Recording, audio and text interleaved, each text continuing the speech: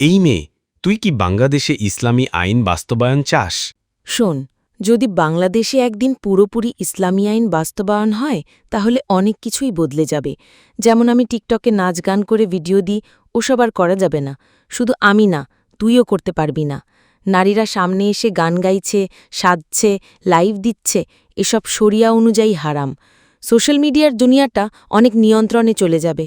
তুই যে এলাকার দোকানদারদের থেকে চাঁদা তুলে ঘুরিস, সেটাও আর সম্ভব হবে না, কারণ শরিয়াতে চাঁদাবাজি, ঘুষ, অন্যায় দখল সবই কঠিন অপরাধ। যদি আইন বাস্তবায়ন সঠিকভাবে হয় তাহলে এসবের শাস্তি হবে খুব কঠিন। তখন নেতা পরিষদ কারও রেহাই নেই।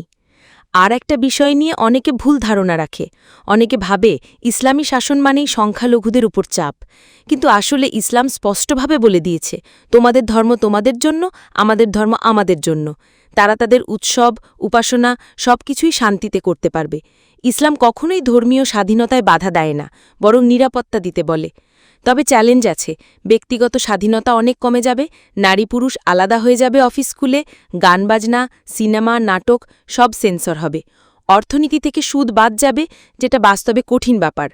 তবে যদি মানুষ প্রকৃত ইসলাম মেনে চলে তাহলে দুর্নীতি কমবে, সমাজে শৃঙ্খলা আসবে। কিন্তু সমস্যা হলো, আমরা আইন বদলাতে চাই কিন্তু মন মানসিকতা বদলাই না। তাই বলি আগে মানুষ বদলাতে হবে, তারপর আইন। নয়তো সবই দেখানো হবে, বাস্তবে কিছুই টিকবে না। তাহলে কি আমরা ইসলামী আইনের বিরোধিতা করব? কি বলিস তুই? এগুলো তো কঠিন হবে। না ভাই, ইসলামী আইন মানে আল্লাহর আইন।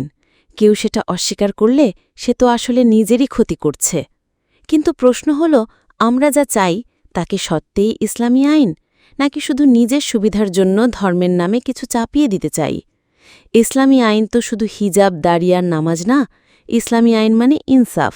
গরিব, বড়লোক, নেতা সবার জন্য এক আইন। চুরি করলে হাত কাটা, কিন্তু আগে দেখতে হবে সে না খেয়েছিল কিনা। শরিয়া মানে এক চোখে দেখা নয়, বরং ন্যায়ের পূর্ণ চেহারা। তুই এখন যদি ইসলামী আইন চাস তাহলে কি নিজের অন্যায় ছাড়তে পারবি? ঘুষ, চাঁদাবাজি, মেয়েদের সাথে অশালীনতা এইসব ছেড়ে দিবি? শুধু মেয়েদের পোশাক নিয়ে কথা বলেই কি ইসলাম প্রতিষ্ঠা হবে? তাই বলি আমরা শরিয়ার বিরোধী না। আমরা বিরোধিতা করি সেই ভণ্ডদের, যারা ইসলামের নামে মানুষকে ভয় দেখায় কিন্তু নিজেরা ইসলাম মানে না। তুইও চিন্তা কর, তুই কি আল্লাহর আইন মানতে প্রস্তুত, নাকি শুধু অন্যকে মানাতে চাস? আল্লাহর আইন মানা গর্বের ব্যাপার, তবে সেটা শুরু হোক নিজের ভেতর থেকে। দেখ, তোরা মেয়ে মানুষ, তোরাই বিপদে পড়বি। এই কথাটা আমি কত মাস শুনেছি বলতো? ইসলামী আইন আসলে মেয়েরা নাকি ঘর থেকে বেরোতে পারবে না, অফিসে কাজ করতে পারবে না, স্কুলে যেতে পারবে না, এই ভয় দেখায় সবাই। কিন্তু ভাই, আসল ইসলাম কি তাই বলে? খাদিজা রাদিয়াল্লাহু ছিলেন ব্যবসায়ী, আয়শা রাদিয়াল্লাহু ছিলেন শিক্ষিকা, উম্মে সালামা ছিলেন ফতোয়া দিতেন। ইসলাম নারীদের থামিয়ে দেয়নি, বরং সম্মান দিয়েছে, জ্ঞান দিয়েছে, কাজ করার অধিকার দিয়েছে। শর্ত শুধু নিরাপত্তা আর শালীনতা। তুই যদি ইসলামী আইন চাইস তাহলে নারীদের সুযোগ সুবিধাও নিশ্চিত করতে হবে। নারী শুধু পর্দার কথা শুনবে, কিন্তু তার নিরাপত্তা, শিক্ষা, চিকিৎসা, কর্মসংস্থানের দায়িত্ব কে নেবে? শুধু মেয়ে মানে বিপদ, এই মানসিকতা ইসলামের না, এটা সমাজের ভণ্ডামি। ইসলাম নারীকে দুর্বল বানায় না, বরং রক্ষা করে, সম্মান দিয়ে। তাই বলি, শরিয়া চাইলে আগে শিখতে হবে আসল শরিয়া কি। আর মেয়েদের ভয় দেখিয়ে নয়, তাদের পাশে থেকে বুঝিয়ে, তবেই হবে সত্যিকার ইসলামী সমাজ। আপনি দেখছিলেন রূপান্তর সংবাদ। আমরা চেষ্টা করি বাস্তবের কথা বলার, চোখে আঙ্গুল দিয়ে দেখানোর, আর ইসলামের আলো দিয়ে সমাজের অন্ধকারগুলো চিনিয়ে দেয়ার। ইসলাম মানে কেবল কড়াকড়ি না, ইসলাম মানে ন্যায়, ভালোবাসা, দায়িত্ব। আর আমরা বিশ্বাস করি পরিবর্তন শুরু হয় একজন মানুষ থেকেই।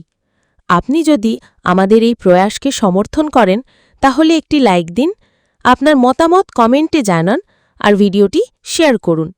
আর হ্যাঁ, এমন আরও সচেতনতা, শিক্ষা আর ইসলামের আলোকিত বার্তা পেতে চ্যানেলটি সাবস্ক্রাইব করতে ভুলবেন না। রূপান্তর সংবাদ, শুধু খবর নয়, সময়ের ভাষায় সত্যের সন্ধান। আবার দেখা হবে ইনশাআল্লাহ।